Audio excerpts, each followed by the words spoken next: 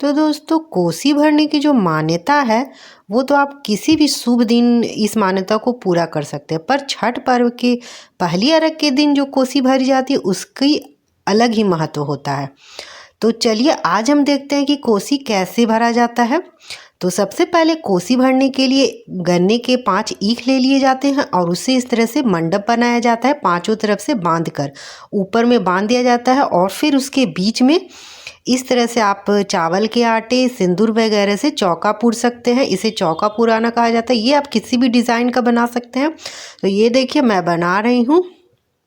हमारे घर भी छठ पर्व के जो पहला अर्घ है उस दिन कोसी भराया जाएगा। तो उसके लिए सबसे पहले ये 5 आप मिट्टी के बर्तन ले लें। इसे कहीं कहीं कपटी भी बोला जाता है या फिर जो भी है, इसमें जो जो छठ पर्व के फल वगैरह होते हैं सारे फल इसमें भरे जाते हैं। कम से कम 5 फल तो होने ही चाहिए। और इस तरह 2 हाथी ले लिए जाते हैं। आप 1 हाथी की भी मान्यता मांग सकते हैं कोसी भरने के लिए या फिर जोड़ा हाथी का भी। तो ये देखिए ये जोड़ा हाथी है और उसके ऊपर कलश बना रहता है और उसमें दीपक वगैरह रहता है। तो सबसे पहले जो हाथी है उसे सिंदूर लगाया जाता है और अर्पण लगाया जाता है। जो हाथी के सूंड हैं और जो चारों पाँव हैं उसमें आप अच्छे से सिंदूर और अर्पण लगा दें।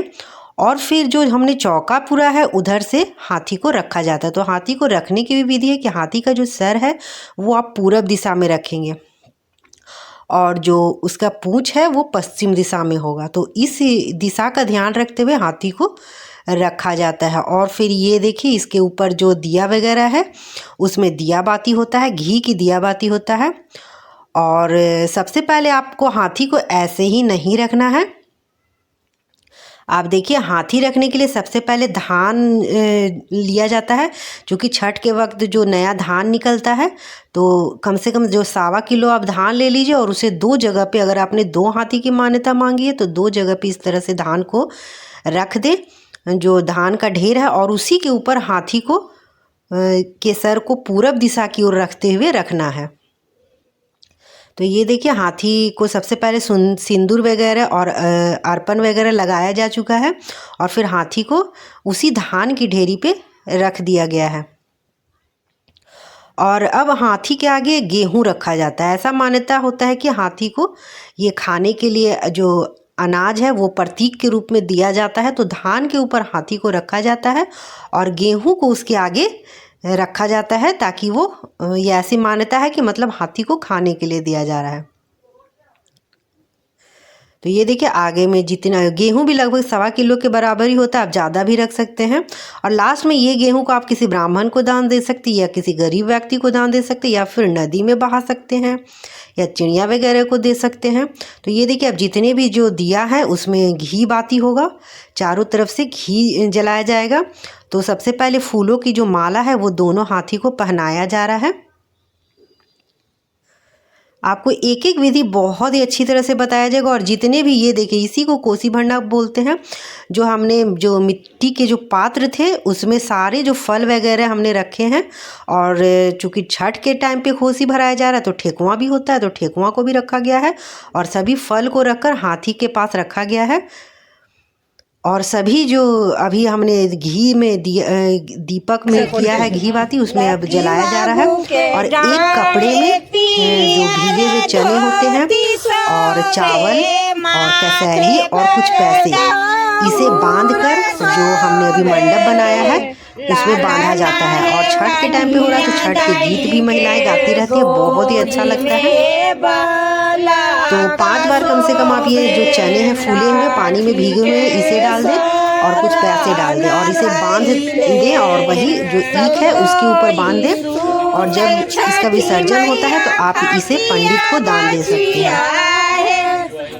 तो हमने थोड़ा सा अरवा चावल, कसैली, पैसा और भीगे हुए चने, इन सभी को इस तरह से जो है ईख के ऊपर बांध दिया है।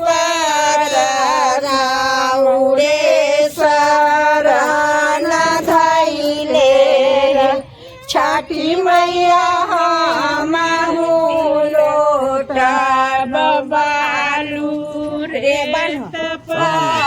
तो ये देखिए इसे भी ईख जो हमने जो ऊपर से 5 ईख को एक जगह बांधा है वहीं पे इसे भी आपको कपड़े को बांध देना है। और इसे रात भर, चूँकि शाम के टाइम में अर्घ पड़ता है उस टाइम कोसी भराता है, तो रात भर इसी तरह रहता है और सुबह इसका विसर्जन होता है।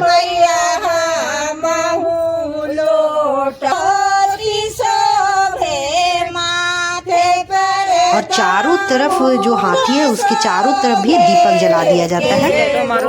बहुत ये जब दीपक वगैरह सारे जल जाते हैं तो बहुत ये सुंदर लगता है। बहुत लोग जानते भी नहीं है कि कोसी भरना क्या होता है, तो इसके नियम वगैरह नहीं जानते हैं। तो अगर आप नहीं जानते हैं तो इस तरह से आप कोसी भरें। और ये जो फल अभी रखा हुआ है ये रात भर इसी तरह रहेगा और सुबह इसे बांट दिया जाता है सभी घर के लोगों में। और अब जो सभी महिलाएं हैं वो हाथी को सिंदूर करेंगी और प्रणाम करेंगी। अपने छोटे से लेके बड़े लोग अब इसको प्रणाम करते हैं।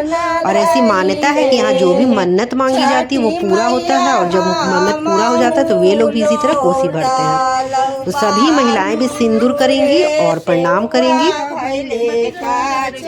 तो दोस्तों इसी तरह से कोसी भर लिया जाता है। कोसी भरना अगर आप नहीं जानते तो आपको लगेगा कि कैसे भरा जाएगा, पर अगर देख लिया है आपने तो इस तरह से कोसी भरें।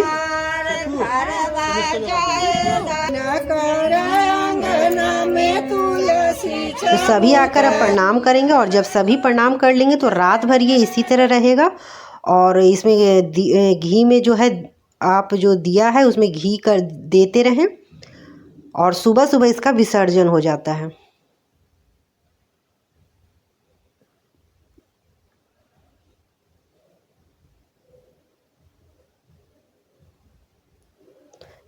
जब छठ का पहला अर्घ पड़ जाता है उसके बाद ही कोसी भरी जाती है।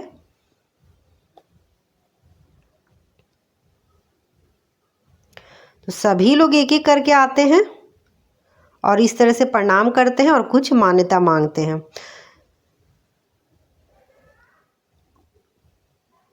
तो इसी तरह दोस्तों कोसी भरने का तो कार्यक्रम पूरा हो गया, पर अगले दिन इसका विसर्जन भी बाकी होता है। इसकी विसर्जन की भी विधि है। तो इसका विसर्जन सूरज उगने से पहले किया जाता है। जो हाथी के ऊपर 2 कपड़े लगाए जाते हैं, हाथी को यानी कि या तौलिए से बांधा जाता है, और जो सारी सामग्री है उसे आप एक साथ ही लपेट ले और इसका नदी में विसर्जन कर दिया जाता है। नदी में विसर्जन करने से पहले हाथी को धूप दिया बाती दिखा दिया जाता है, और फिर हाथी को किसी भी नदी में विसर्जन कर दिया जाता है। हाथी को सबसे पहले आप कपड़े से ढक दे। तो ये देखिए नदी पे सुबह सुबह आया जा चुका है, और इसी पीले कपड़े से जो है हाथी को बांधा गया था और अब विसर्जित कर दिया जाता है, और फिर बिना पीछे देखे हुए आदमी घर को आ जाता है। दोस्तों इसी तरह से कोसी जो है भरा जाता है। इसे ही कोसी भराई कहते हैं। प्रसाद को आप घरों में बांट दें। जो 5 जगह प्रसाद लगा था। तो दोस्तों अगर आपको ये वीडियो ज़रा भी पसंद आई हो तो हमारे चैनल को लाइक करें, सब्सक्राइब करें और शेयर करें।